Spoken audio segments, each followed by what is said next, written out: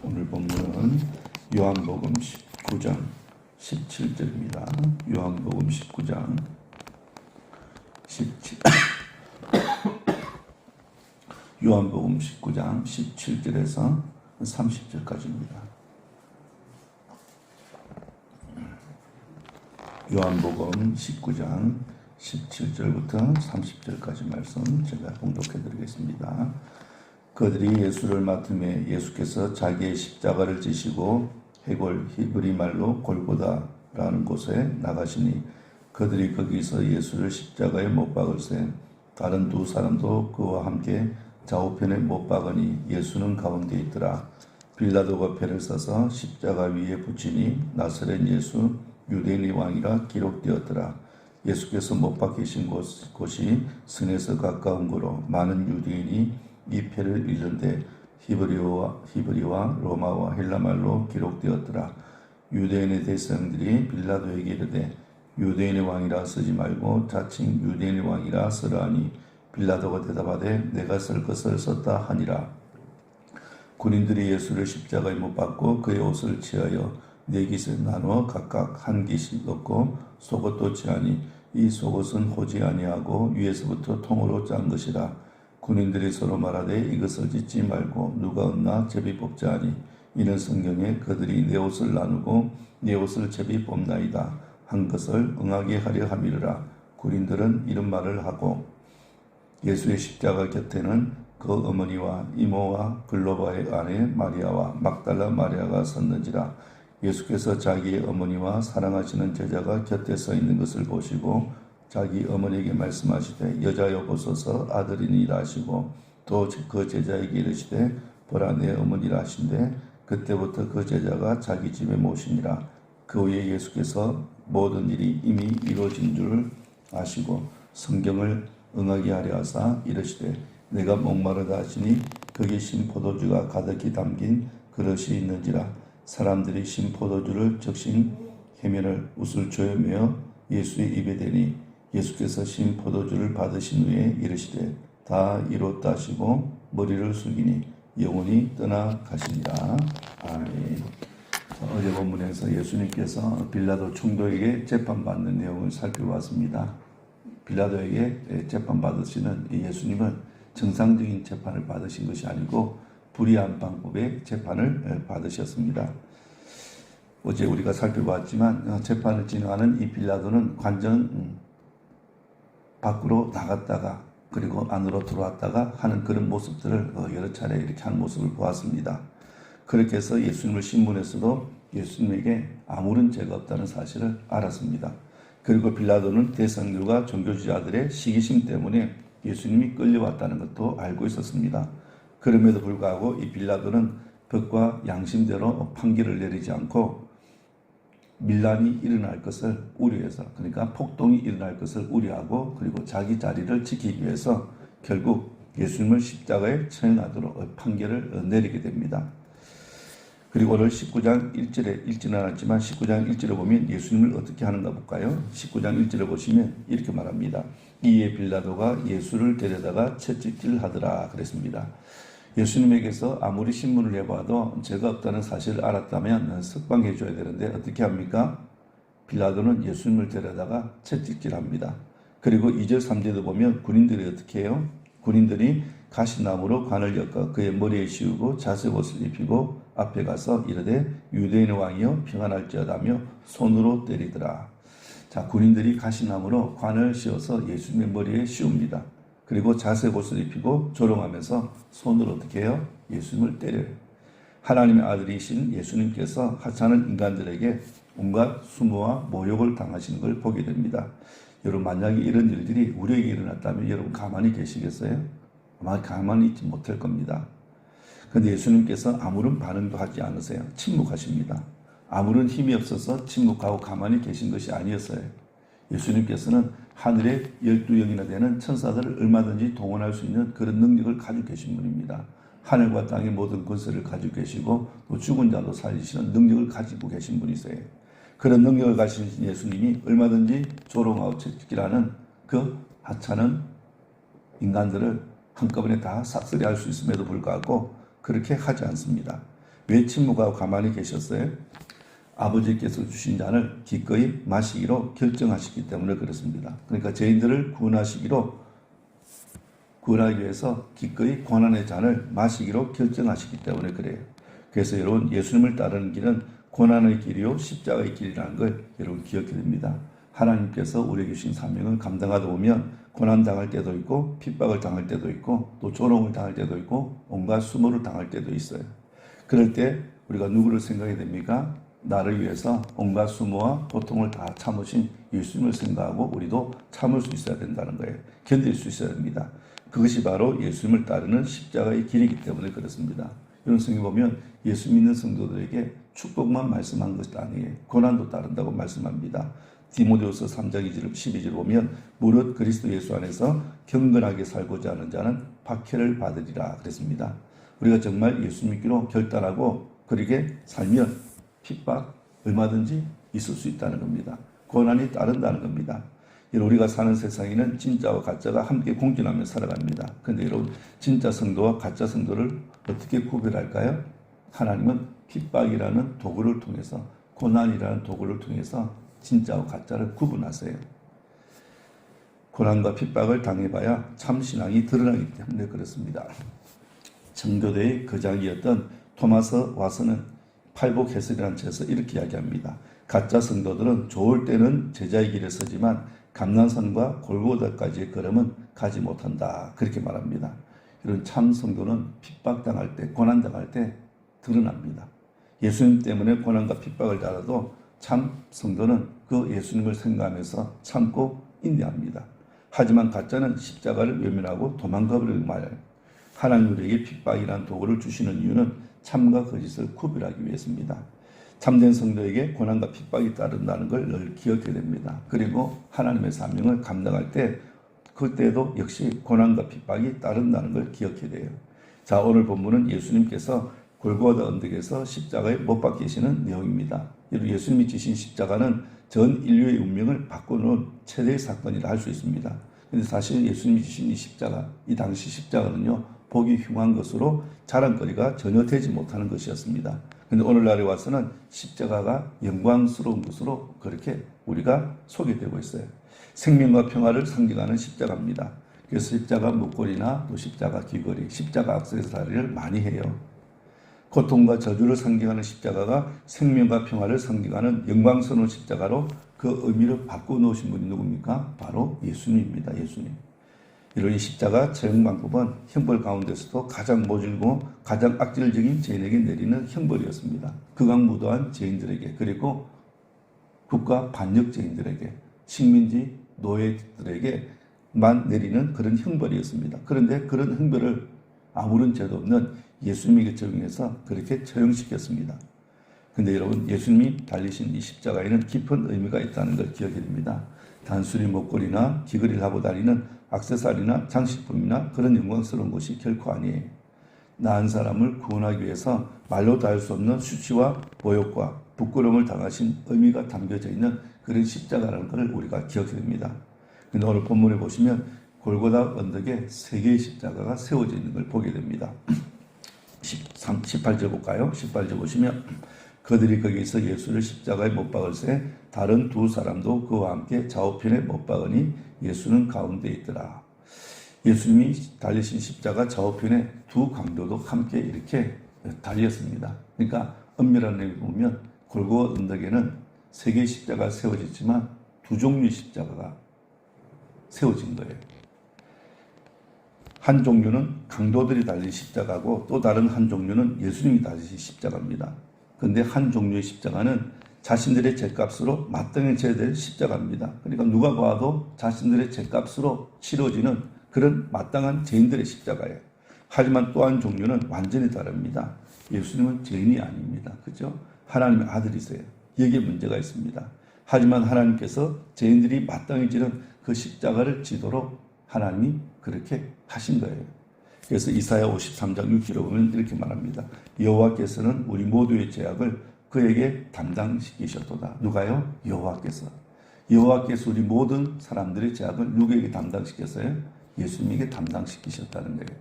그런데 우리 예수님께서 그 아버지의 뜻에 온전히 순종합니다. 그래서 오늘 17절을 보시면 그들이 예수를 맡음에 예수께서 자기의 십자가를 지시고 그랬습니다. 자, 여기 보면 마트메라는 단어가 나오죠. 마트메라는 단어가 헬라어원에 보면 파렐 라보니로 되어 있습니다. 이 단어가요, 요한복음 1장 12절 보면 영접하는 자 곧 그 이름을 믿는 자들에게는 하나님의 자녀가 되는 권세를 주셨다고 그랬죠. 여기 보면 영접하는 자라는 단어와 원문의 원어가 똑같은 단어를 쓰고 있습니다. 그러니까 환영하다, 영접하다는 뜻이에요. 마트메라는 이 단어가. 그러니까 여러분 무슨 이야기예요? 사람들은 예수님을 거절했지만 그 대신에 예수님을 처형한 일은 어떻게 했다는 거예요? 환영했다는 겁니다. 환영. 그래서 사람들은 빌라도에게 예수님을 넘겨받자마자 즉시 행동으로 옮깁니다. 그런데 예수님께서요, 자기의 십자가를 지셨다. 그렇게 말합니다. 이 말씀은 예수님께서 자발적으로 온 인류의 죄를 구원하기 위해서 십자가를 지셨다는 그런 말씀입니다. 왜 예수님께서 죄가 없으신데 스스로 자기 십자가를 지셨습니까? 그것은 바로 저와 여러분을 구원하기 위해서라는 거예요. 이게 여러분 십자가의 진정한 의미입니다. 십자가는 바로 구원의 사건입니다. 그래서 십자가는 비극이 아니에요. 십자가 사건은 우리를 구원하기 위한 하나님의 계획이었습니다.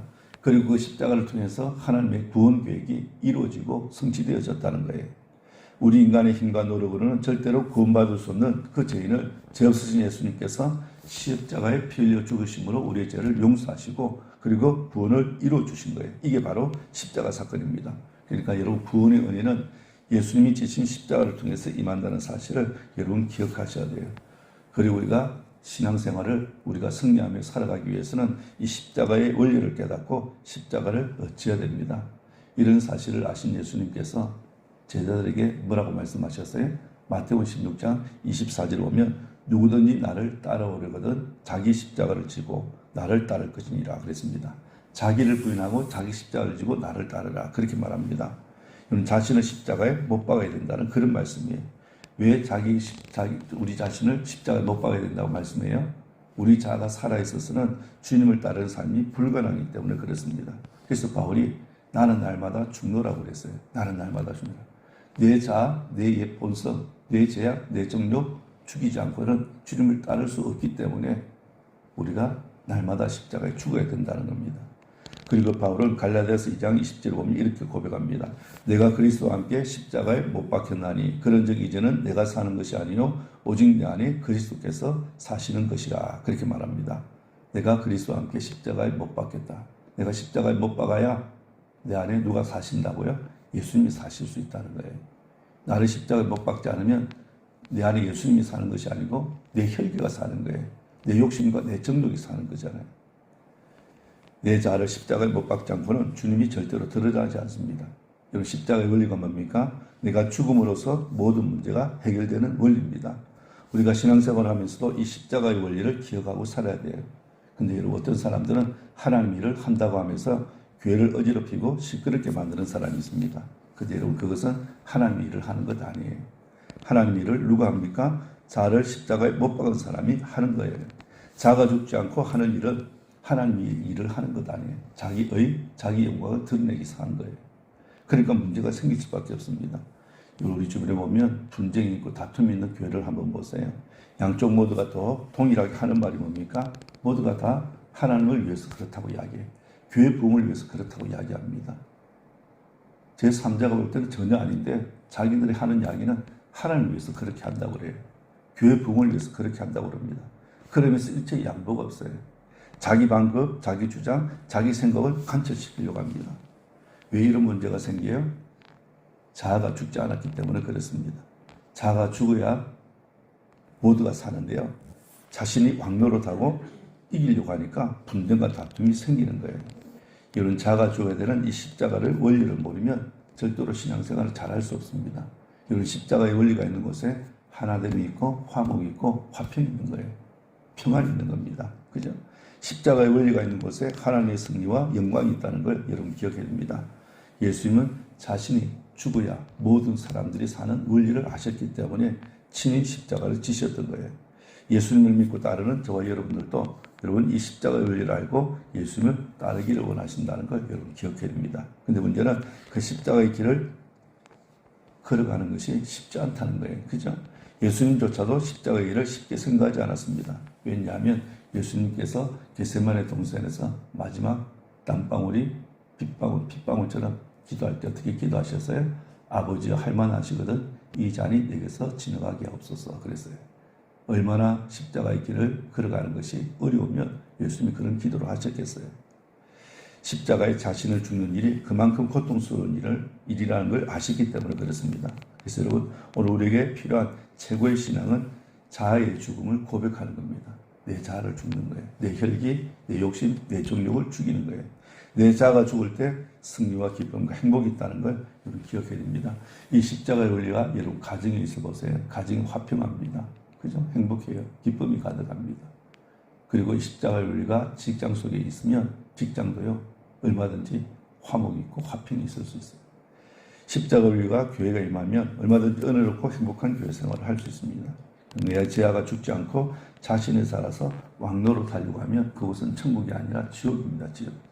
그러니까 이 십자가의 원리를 우리가 기억하고 가정과 또 일터와 우리 교회를 섬길 수 있어야 됩니다. 또 하나 생각해 볼 수 있는 것은 30절 말씀 보시면 예수님께서 다 이뤘다 하시고 운명하셨다고 합니다.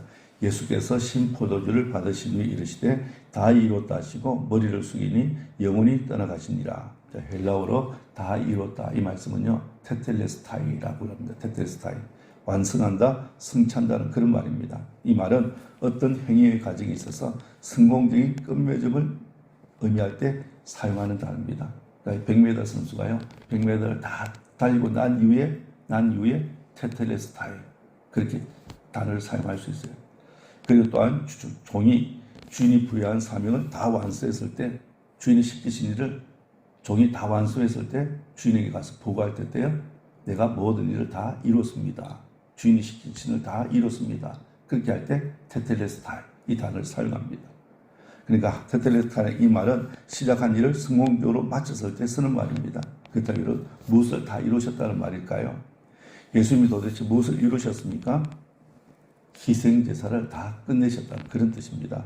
예수님이 십자가에 달리셔서 희생제물이 되었을 때 그때까지 계속해서 지속되어오던 모든 짐승들을 잡아서 드리는 그 희생제사가 완전히 끝났다는 것을 의미하고 있습니다. 자, 여러분 유대인들은 각종 짐승의 희생제사를 주기적으로 드려야만 했습니다. 근데 예수님이 십자가 위에서 친히 대속 제물이 되심으로 인해서 단번에 영원한 속죄가 이루어졌다는 겁니다. 뿐만 아닙니다. 구약시대에는 1년에 한 차례씩 대제사장만이 지성소에 이렇게 들어갈 수 있었습니다. 그러니까 지성소와 성소를 구별해 준 것이 뭐냐면 그 당시 휘장이었습니다. 휘장이 있어서 들어가면 지성소, 그죠? 성소와 그렇게 구분되어 있었습니다. 그런데 예수님이 십자가에 돌아가시고 난 후에 성소의 휘장이 어떻게 했습니까? 위에서부터 찢어졌다고 그랬어요. 그죠? 찢어졌다고 그랬습니다. 찢어서 둘이 되었다고 그랬어요. 이게 무슨 말씀이에요? 이런 성소의 휘장이 찢어졌다는 것은 하나님과 인간 사이에 가로놓여 있던 것들이 다 무너졌다는 그런 뜻입니다. 그래서 오직 대제사장만이 속죄일에 단 하루 지성소에 나갈 수 있던 것이 이제는 어떻게 됐다고요? 다 끝나버렸다는 겁니다. 대제사장만 하나님 앞에 나갈 수 있는 것이 아니고 우리 모든 인간들이, 우리 모든 사람들이 다 하나님 앞에 나갈 수 있게 되었다는 거예요. 그러니까 주님의 십자가 사건으로 해서 구약시대의 모든 희생제사가 다 끝났다는 겁니다. 다 이뤘다는 이 말씀은 예수님께서 우리를 죄와 죽음으로부터 구원하시려고 하는 사역의 모든 사명을 다 완전히 이루어졌다는 그런 뜻입니다. 그러니까 예수님이 지신 십자가는 우리의 모든 죄를 다 용서받았다는 그런 뜻이에요. 그러니까 저와 여러분들이 치러될 모든 죄의 대가를 누가 치러주신 거예요? 예수님이 다 치러주신 거예요. 이 사실 우리가 믿어야 됩니다. 그리고 우리 예수님이 구속사역 완전하게 사명을 다 이루어졌던 것처럼 우리도 하나님께서 맡긴 사명을 다 완전히 그렇게 테텔레스타이 그렇게 완수하며 나갈 수 있어야 됩니다. 우리 시작도 중요하지만 끝이 훨씬 중요합니다. 그죠? 우리가 마지막 눈 감을 때 하나님 주신 사명 다 이뤘습니다. 이런 고백을 우리가 드릴 수 있어야 됩니다. 다 이뤘다는 예수님의 고백이 우리의 고백이 될 수 있도록 하나님이 우리에게 맡겨주신 사명이 있습니다. 그죠? 목사에게 주신 사명, 장로님에게 권사님, 집사님 주신 사명이 있어요. 그 사명들을 잘 감당해야 됩니다. 그까지 최선을 다해서 잘 감당하고 주님 앞에 섰을 때 주님께서 맡겨주신 사명 다 이뤘습니다. 테텔레스타이 이렇게 고백할 수 있는 오늘 저와 우리 성도 되시기를 주님의 이름으로 축원합니다. 기도하겠습니다.